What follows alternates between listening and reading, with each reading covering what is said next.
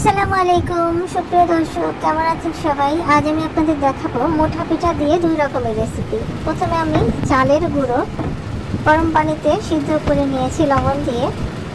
এরপর আমি চুলো থেকে নামিয়ে ঠান্ডা করতে দিলাম। ঠান্ডা হওয়ার পর হাতে সামান্য তেল মেখে আমি লম্বা লম্বা আকার দিয়ে দেব, মোটা পিঠার মতো। হয়ে গেছে। এখন আমি চুলাতে গরম পানি বসিয়েছি। এরপর আমি একটা স্টিলের স্ট্রেনার বসিয়ে দিলাম এবং এর উপরে পিঠাগুলো দিয়ে দিলাম এবং ঢেকে দিব।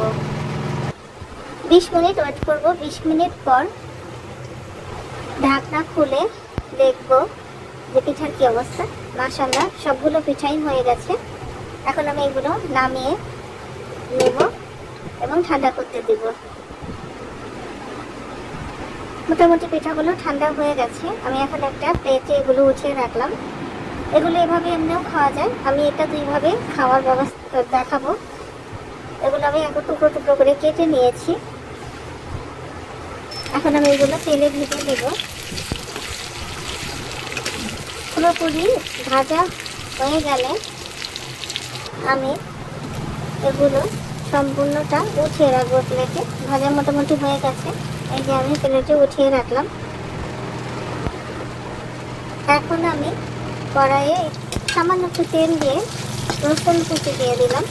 রসুনগুলো লাল লাল হয়ে গেলে এখানে আমি মামা নুডলসের যে ঝাল মশলাটা আছে সেটা ইউজ করব, সেটা দিলাম। এটা দিব। এটা দেওয়ার পরে আমি ভেজে রাখা পিঠাগুলো দিয়ে দিব এবং সাথে দিয়ে দেব টমেটো সস এবং সয়া সস। এগুলো দিয়ে ভালো করে মিক্স করে দেবো। এই যে মিক্সড হয়ে গেছে, দেখতে অনেক সুন্দর কালারফুল হয়েছে। এখন আমি এটা পরিবেশন করব।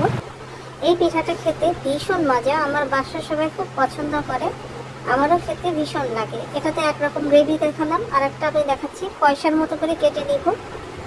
এরপর আমি এইগুলো তেলে ভেজে নিব।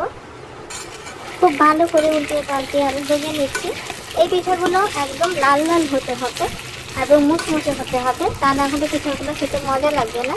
এই যে আস্তে আস্তে আমি ভেজে নিচ্ছি। মোটামুটি লাল লাল কালার চলে এসেছে। তো হয়ে গেছে। এখন আমি নামিয়ে পরিবেশন করলাম। তো হয়ে গেল খুব সহজেই আমার মজার স্বাদের দুই রকম পিঠার রেসিপি। তো কেমন লাগলো জানাবেন। সবাই ভালো থাকবেন। আল্লাহ হাফেজ।